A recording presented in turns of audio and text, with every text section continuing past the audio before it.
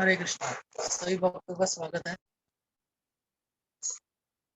ओम अज्ञानतिमिराधस्य ज्ञानञ्जनाशलाकया चक्षुरुन्मिलितं तस्मै श्री गुरुवे नमः। श्री चैतन्य मनोभीष्टं स्थापितं येन भूतले स्वयं रूपः कदामह्यं ददाति स्वपदान्तिकं वन्देऽहं श्रीगुरो श्रीयुतपदकमलं श्रीगुरुवैष्णवांश्च श्रीरूपं साग्रजातं सहगण रघुनाथाभितं तं सजीवं साद्वैतं सावधूतं परिजनसहितं कृष्ण चैतन्य देव श्री राधा कृष्ण पादान सहगण ललिता श्री विशाखाच नमो विष्णुपादाय कृष्ण पृष्ठाय भूतले श्रीमद भक्ति वेदांत स्वामिनी दिनामिने नमस्ते सरस्वते देव गौरवाणी प्रचारिणे निर्विशेष शून्यवादी पश्चात्य देशता हे कृष्ण करुणा सिंधु दीन बंधु जगतपते गोपेश गोपिका कांत श्री राधा तप्त कांचन गौरांगी श्री राधे वृंदावनेश्वरी वृषभानुस्ते देवी ब्रह्मा नमो महावदन्याय कृष्ण प्रेम प्रदायते कृष्णाय कृष्ण चैतन्य नामने वांछा कल्पतरुभ्यश्च कृपा सिंधु भयविषे पतितानां पावनेभ्यो वैष्णवेभ्यो नमः। जय श्री कृष्ण चैतन्य प्रभु नित्यानंद श्री अद्वैत गदाधर श्रीवासादि हरे कृष्णा कृष्णा कृष्णा हरे हरे हरे राम राम हरे कृष्णा। कृष्णा बुक से हम पढ़ना स्टार्ट करते हैं। आज 13वां अध्याय। कल हमने 12वां अध्याय अगासुर का वध कंप्लीट कर लिया था।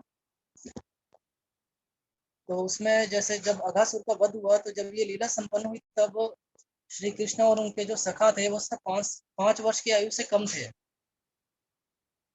तो ये लीला एक वर्ष बाद इस लीला की चर्चा हुई। तो इसके पीछे क्या कारण है, 1 साल बाद क्यों चर्चा हुई, 1 साल तक कहाँ थे सब जो उनके सखा थे भगवान श्री कृष्ण के। तो उसके बारे में 13वें अध्याय में हमें पता लगेगा कि ब्रह्मा जी के कारण ऐसा हुआ था। उसको आज हम पढ़ना स्टार्ट करते हैं।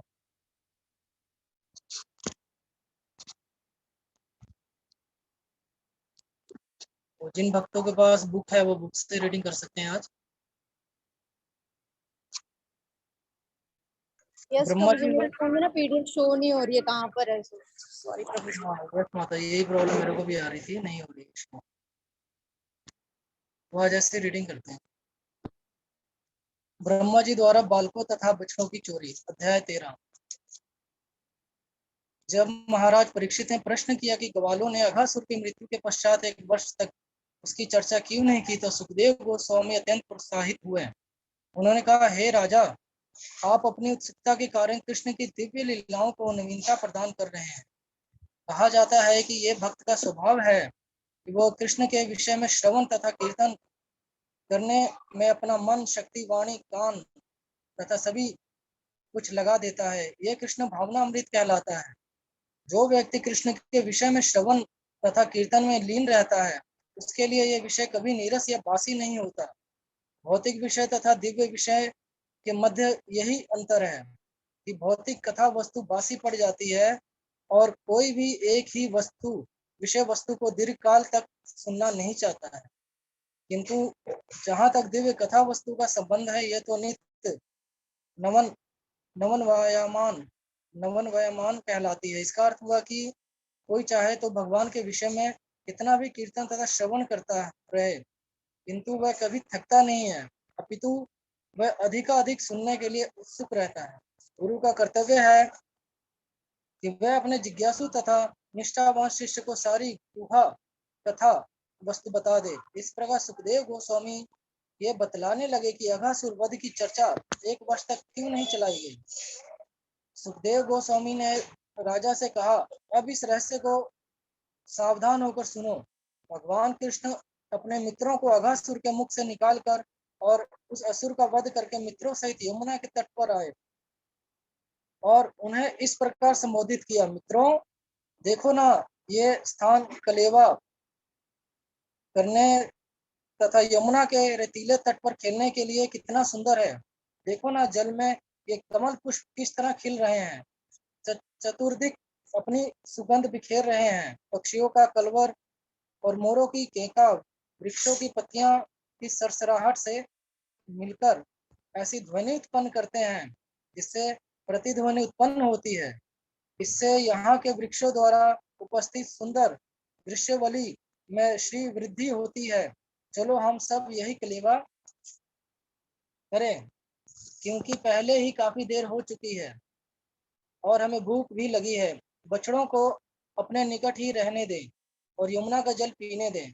जब तक हम कलेवा करते हैं तब तक ये बछड़े भी इस स्थान पर उगी घास चरते रहेंगे। कृष्ण से इस प्रस्ताव को सुनकर सारे बालक अत्यंत प्रसन्न हुए और बोले, निश्चय ही हम यही कलेवा करेंगे। तब उन्होंने बछड़ों को घास चराने के लिए छोड़ दिया। कृष्ण को बीच में बैठा कर सारे बालक उनके चारों ओर जमीन पर बैठ गए और घर से लाए अपने अपने भोजन की पोटली खोलने लगे। भगवान श्री कृष्ण केंद्र में बैठे थे और सभी बालक कृष्ण की ओर मुख करके बैठे थे। वे खा रहे थे और निरंतर कृष्ण को अपने समक्ष देखकर प्रसन्न हो रहे थे। कृष्ण कमल के फूल के मध्य भाग जैसे प्रतीत हो रहे थे और सारे ग्वाल बाल उसकी पंखुड़ियां लग रहे थे। सारे बालक फूल, पत्तियां तथा वृक्षों की छाल एकत्र करके उन्हें अपनी अपनी पोटली के नीचे रखकर अथवा अपनी पोटली में से ही कृष्ण के साथ साथ कलेवा करने लगे। तो वे हर बालक कृष्ण के साथ अपना अपना संबंध प्रदर्शित कर रहा था और वह सब परस्पर हंसी ठट्ठा करके आनंद लूट रहे थे। वह जब इस प्रकार मित्रों के साथ कलेवा करने का आनंद उठा रहे थे तो उन्होंने अपनी बांसुरी अपने पैंट में और अपना महेश सिंह तथा अपनी लकुटी अपने वस्त्र की बाईं ओर धकेल दिया। उन्होंने दही, मक्खन, चावल तथा फलों के खंड से तैयार किए गए भोजन को अपनी बाईं हथेली पर रखा जो उनके कमल दल जैसी उंगलियों के पोरों के बीच से दिखाई पड़ रहा था। श्री भगवान जो समस्त महान यज्ञों के फल को स्वीकार करने वाले हैं, हंसते हंसते वृंदावन में अपने मित्रों के साथ कलेवे का आनंद लूट रहे थे।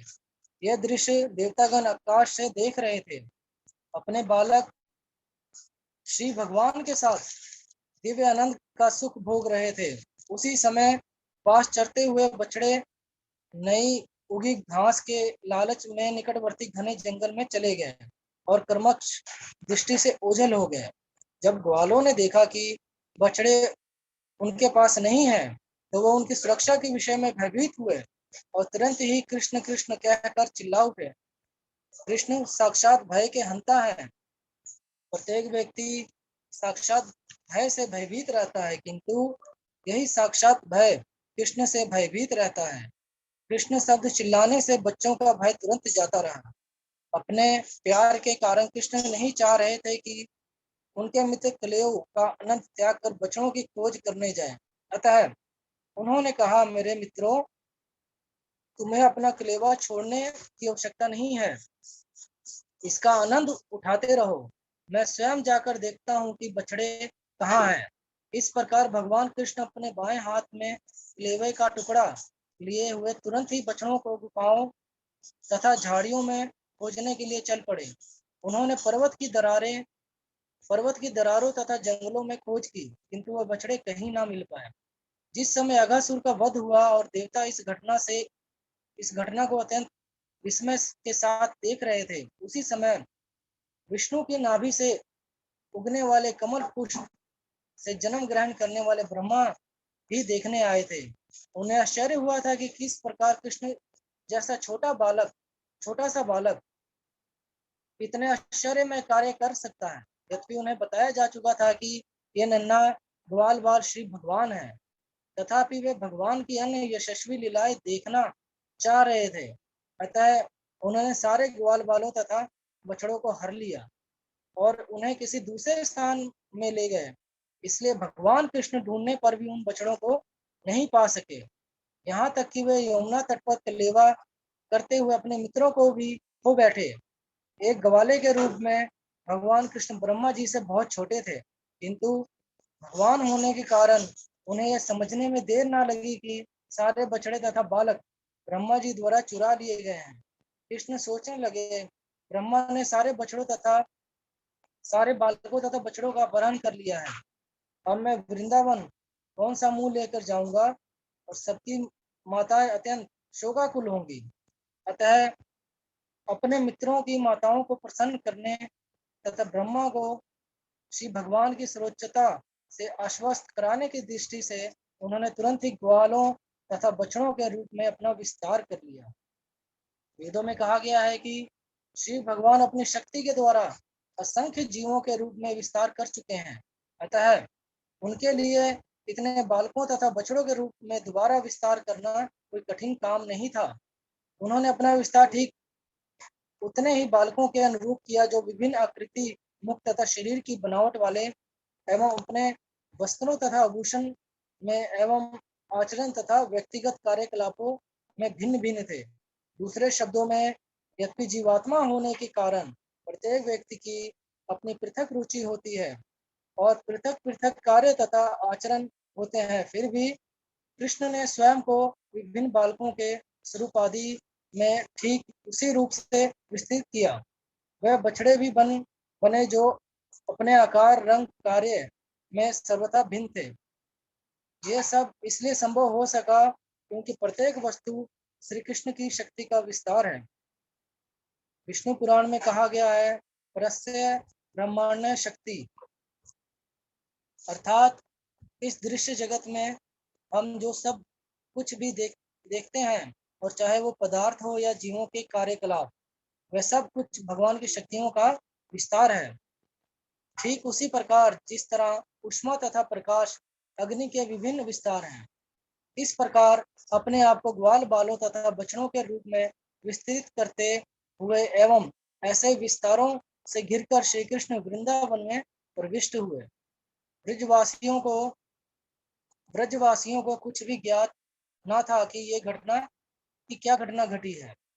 वृंदावन में प्रवेश करने के पश्चात सारे बछड़े अपनी अपनी शालाओं में चले गए और सारे बालक अपने अपने घरों तथा माताओं के पास पहुंच गए।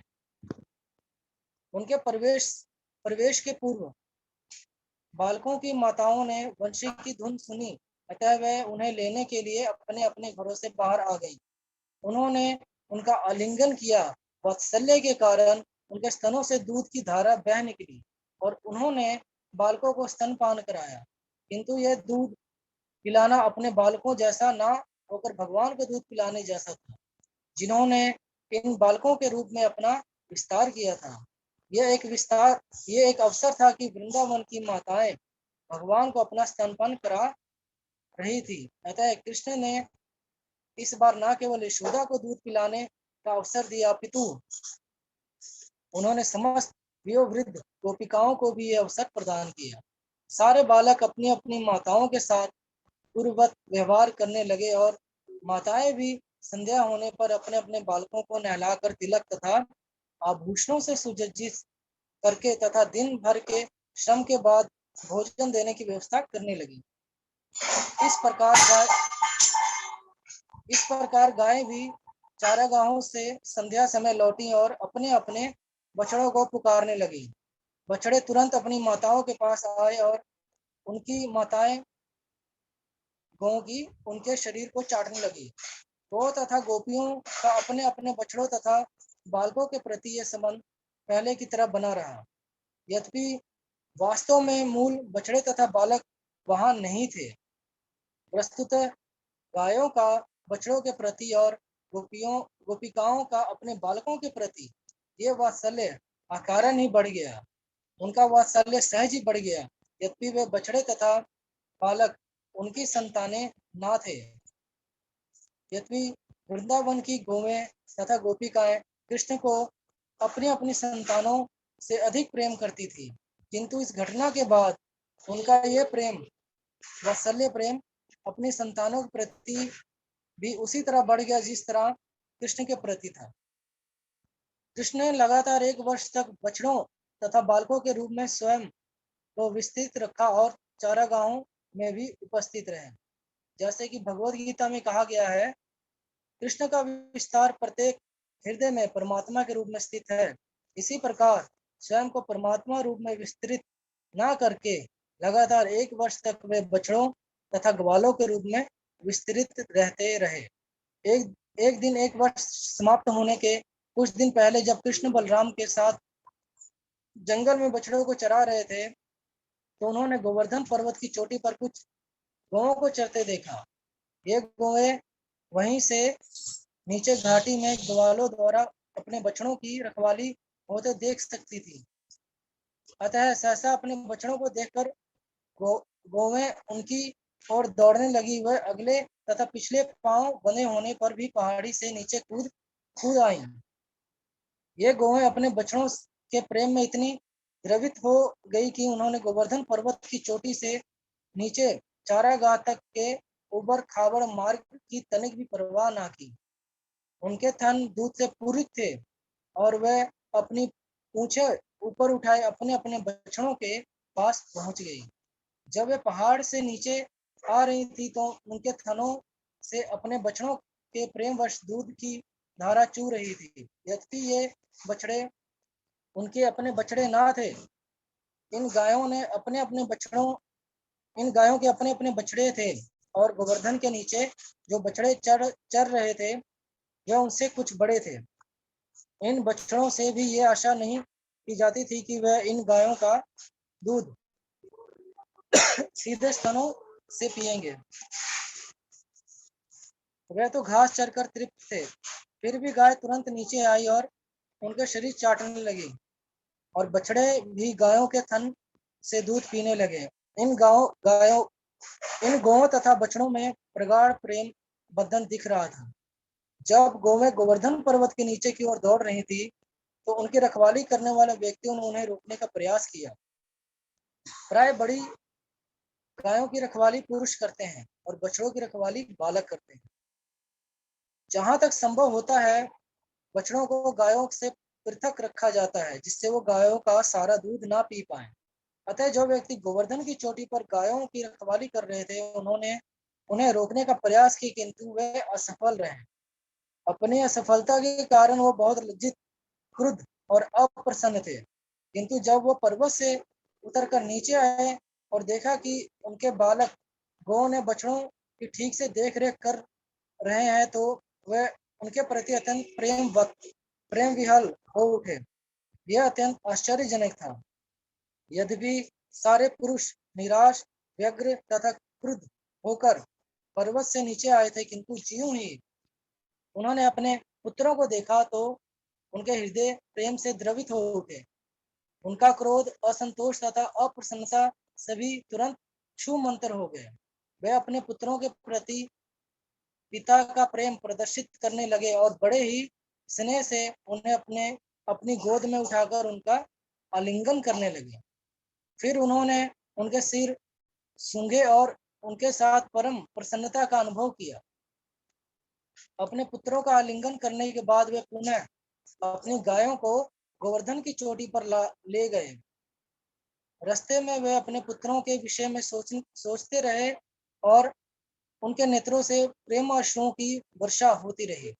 जब बलराम ने गौओं तथा बछड़ों एवं पिता तथा पुत्रों के मध्य इस प्रकार प्रेम का अद्भुत आदान प्रदान देखा, विशेष रूप से जब बछड़ों या बालकों को इतनी देख रेख की आवश्यकता ना थी तो उन्हें आश्चर्य होने लगा कि असामान्य बात क्यों हो रही है। वे ये देखकर आश्चर्यचकित थे कि वृंदावन के समस्त निवासी अपनी अपनी संतानों के प्रति उसी प्रकार वात्सल्य हैं जिस प्रकार की वह कृष्ण के प्रति हैं। इसी प्रकार सारी गौएं अपने अपने बछड़ों के प्रति उतने ही वात्सल्य थी जितने की कृष्ण के प्रति। अतः बलराम ने यह निष्कर्ष निकाला कि यह प्रेम का अद्भुत प्रदर्शन रहस्यात्मक है जो या तो देवताओं द्वारा संपन्न हो रहा हो या किसी शक्तिशाली व्यक्ति द्वारा, अन्यथा ये अद्भुत परिवर्तन कैसे आता। उन्होंने यह निष्कर्ष निकाला कि यह रहस्यात्मक परिवर्तन हो न हो कृष्ण द्वारा लाया गया है जिन्हें बलराम अपना पूज्य भगवान मानते थे। उन्होंने सोचा यह कृष्ण द्वारा संपादित है। अरे मैं भी इसकी रहस्यात्मक शक्ति को रोक ना पाया। इस प्रकार बलराम समझ गए कि ये बालक तथा बछड़े कृष्ण के ही विस्तार हैं। बलराम ने कृष्ण से वास्तविक स्थिति जाननी चाहिए था। वह बोले, हे कृष्ण, पहले मैं सोच रहा था कि ये सारे बछड़े तथा ग्वाले या तो ऋषि मुनि हैं या देवता हैं, किंतु अब मुझे ऐसा प्रतीत होता है कि ये सब तुम्हारे विस्तार हैं। ये सब तुम ही हो और तुम स्वयं बछड़ों तथा बालकों की लीला कर रहे हो। इसका क्या रहस्य है? वे सारे अन्य बछड़े तथा बालक कहाँ हैं? और तुम स्वयं को बछड़ों और ग्वालों में क्यों विस्तार कर रहे हो? क्या तुम मुझे बता सकोगे कि क्या कारण है? बलराम की प्रार्थना पर कृष्ण ने संक्षेप से सारी स्थिति बतला दी कि किस तरह ब्रह्मा ने सारे बछड़े तथा बालक चुरा लिए थे और किस तरह उन्होंने इस घटना को छिपाने के लिए स्वयं का विस्तार किया, जिससे ब्रजवासी ये न जान पाए कि उनके असली बछड़े तथा बालक खो गए हैं।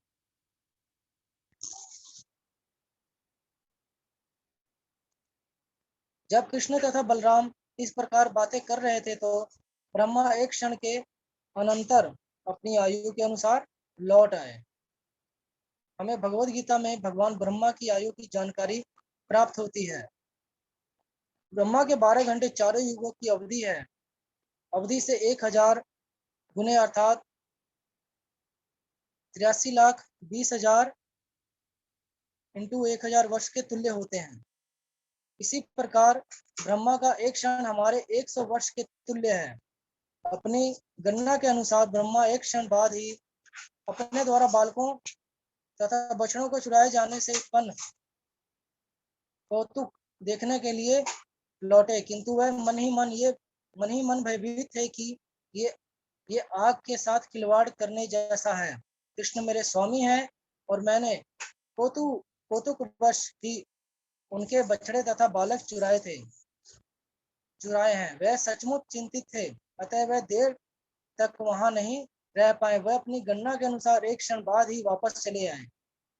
उन्होंने देखा कि सारे के सारे बालक तथा बछड़े गौवें कृष्ण के साथ पूर्ववर्त क्रीड़ारत हैं।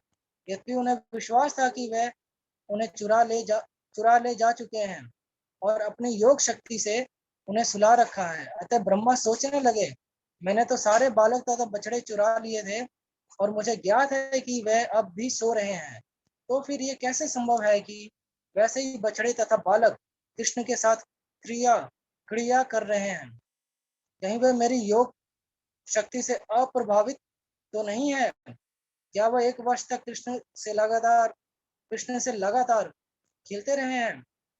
ब्रह्मा यह जानने का प्रयत्न करते रहे कि वह सब कौन है और उनकी योग शक्ति से किस प्रकार अप्रभावित रह रहे थे, किंतु वे निश्चय नहीं कर पाए।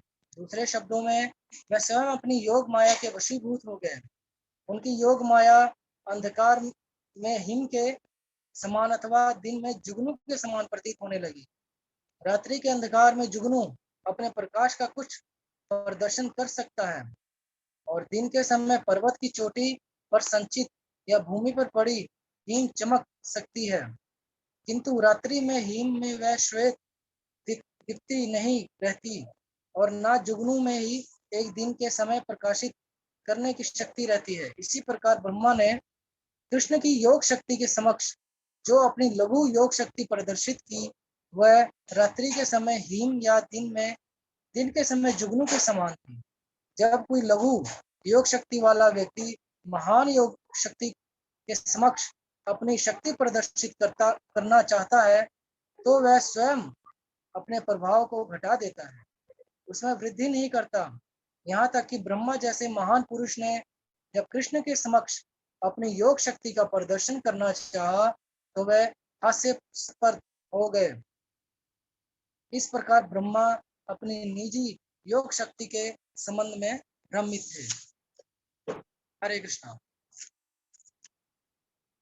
तो आज हम यहीं तक रीडिंग करेंगे और कल मैं प्रयास करूंगा, अगर माता जी नहीं आई जो स्क्रीन शेयर करती हैं, मैं प्रयास करूंगा अपने मोबाइल से स्क्रीन शेयर कर दूं, ताकि जिनके पास नहीं है बुक, वो स्क्रीन से रीडिंग कर सकते हैं।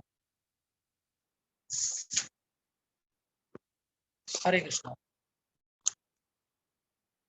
लीला पुरुषोत्तम भगवान श्री कृष्ण की जय। जगत गुरु श्री कृष्ण। हरे कृष्ण प्रभु। हरे कृष्णा।